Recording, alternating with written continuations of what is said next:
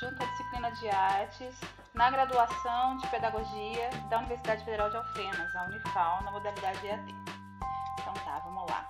Eu sempre percebi, sempre vi a arte enquanto transformação. Eu sempre acreditei no poder transformador da arte, nessa questão do transformar o outro a partir da sua relação com o outro.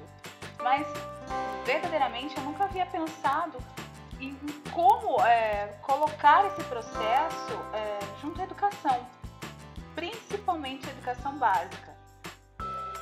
Pensar em como um universitário aprende arte, ou em como, enfim, um adolescente no ensino médio aprende arte, para mim era mais fácil. Eu nunca havia sequer imaginado em como era esse processo de aprendizagem na educação básica.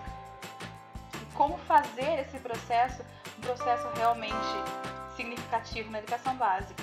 E foi, acho que isso, a principal vitória e o principal ganho nessa disciplina para mim.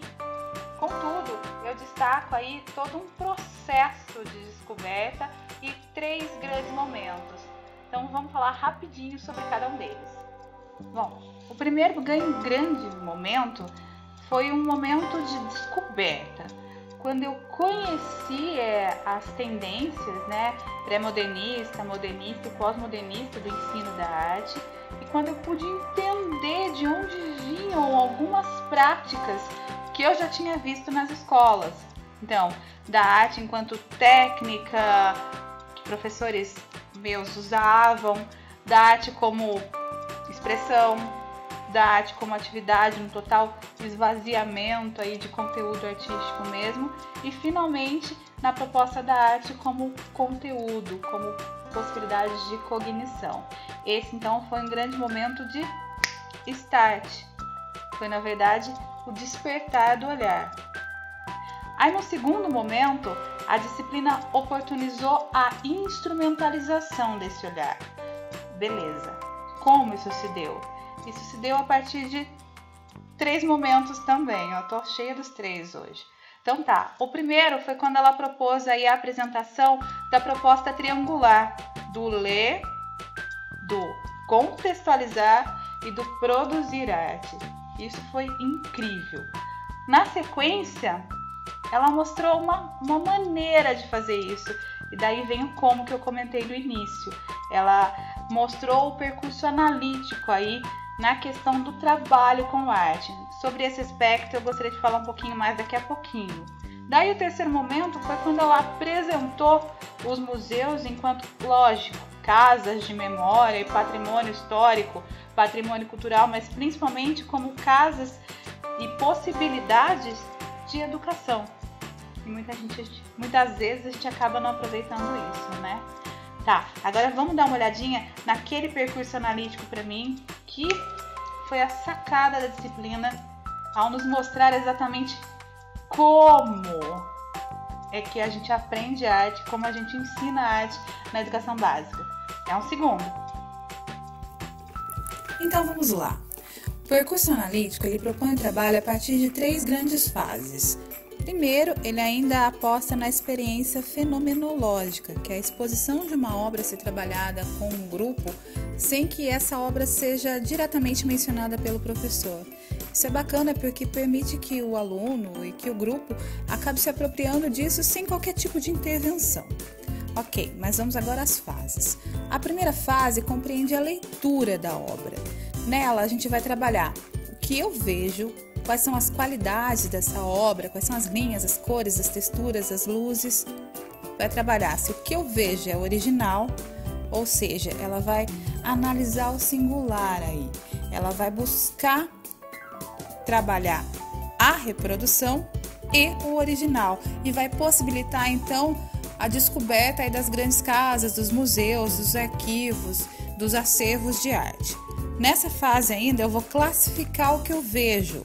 Que tipo de pintura é, qual técnica usa, qual escola pertence, e aí eu começo a contextualização. Mas a contextualização propriamente dita vai ser trabalhada na segunda fase. Vamos lá. Na segunda fase a gente vai descobrir quais são os valores simbólicos, quais são os valores estéticos, culturais, sociais de cada obra. E então, quais são as mudanças provocadas por essa obra ou pelo conjunto dessas obras de arte no tempo em que elas foram produzidas, dentro de todo o contexto artístico? Ela ainda vai perguntar para o aluno se o que ele vê lembra as qualidades do que ele conhece. Nesse sentido, ela vai usar o poder de referência e da linguagem da arte com outras coisas. Vai enfatizar diversos entendimentos a partir do contexto. É um momento, sim, de apresentação das escolas de arte, é um momento de apresentação mais profunda das técnicas e de como isso mudou todo o nosso percurso. Para finalizar, o percurso analítico propõe uma terceira fase de produção. Como assim? De externalização das reações produzidas pelaquela obra analisada. Então é um momento de interpretação e aí não só de releitura, como muitas vezes a escola trabalha, mas principalmente de liberdade de expressão. Ok, vamos voltar para as contribuições da disciplina. Beleza, agora o terceiro grande momento dessa disciplina foi de transformação do olhar. Eu tô quase, fazendo um processo metalinguístico aqui, porque eu já acreditava que arte era transformação e eu tô falando que a disciplina também possibilitou a transformação. Enfim, por que transformação do olhar?